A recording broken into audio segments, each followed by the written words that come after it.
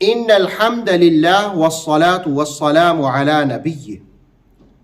بھینس کٹے یا بھینسے کی قربانی جائز ہے یا جائز نہیں ہے؟ اس حوالے سے قرآن مجید اور عربی لغت کے حوالے سے اور اسلاف کے حوالے سے جاننے کی کوشش کرتے ہیں کہ ان کا عمل کیا تھا. پہلا حوالہ سورہ مائدہ کی آیت 1 کا دوں گا، جس میں کہا احلت لکم بہیمۃ الانعام، تمہارے لیے بے زبان مویشی حلال ہوئے. سورہ حج کی آیت نمبر 30 وحلت لکم الانعام، تمہارے لیے جانور حلال ہوئے. اب ان جانوروں میں گائے، بھینس، یہ ساری چیزیں شامل ہیں. اب عربی لغت کی جہاں تک بات ہے تو میں حوالہ دوں گا تاج العروض کا. اس میں زبیدی حنفی لکھتے ہیں، اور لسان العرب میں ابن منظور رقم راس ہوتے ہیں کہ والجاموس نوع من البقر، یہ جو بھینس ہے یہ گائے ہی کی ایک قسم ہے. ابن تیمیہ نے بھی اسی کو اختیار کیا، بدایہ و سنایہ نے بھی اسی کو اختیار کیا.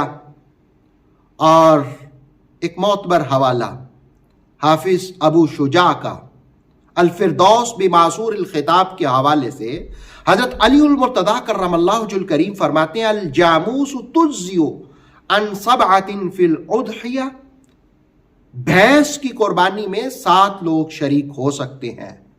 تو حضرت علی المرتضیٰ کرم اللہ وجہ الکریم کا یہ کہنا کہ بھینس کی قربانی میں 7 شریک ہو سکتے ہیں، اس کا مطلب ہے بھینس کی قربانی جائز ہے، کٹے کی قربانی جائز ہے، بھینسے کی قربانی جائز ہے. مصنف ابن ابی شیبہ میں حضرت خواجہ حسن بصری فرماتے ہیں الجاموس بمنزلۃ البقر، بھینس گائے کے درجے میں ہے. اور مسند احمد کے حوالے سے امام احمد بن حنبل سے سوال کیا گیا کہ کیا بھینس کی قربانی جائز ہے، 7 لوگ کر سکتے ہیں؟ تو آپ نے فرمایا کہ میں نہیں جانتا کہ اس بات کی کسی نے مخالفت کی ہو.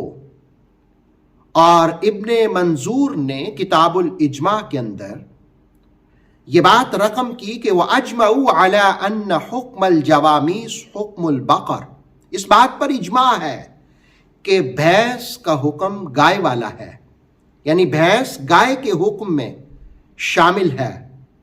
اور اسی کو مصنف عبد الرزاق نے سفیان ثوری کے حوالے سے، موطا امام مالک میں امام مالک کے حوالے سے بیان کیا کہ گائے کی طرح بھینس کی بھی زکوٰۃ دی جائے گی.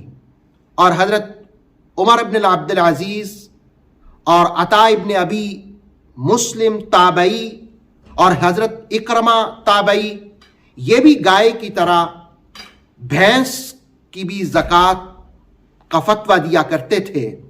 اور فتاوی عالمگیری میں یہ بات رقم ہے کہ البقر والجوامیس جنس واحد، گائے اور بھینس یہ ایک ہی جنس ہیں.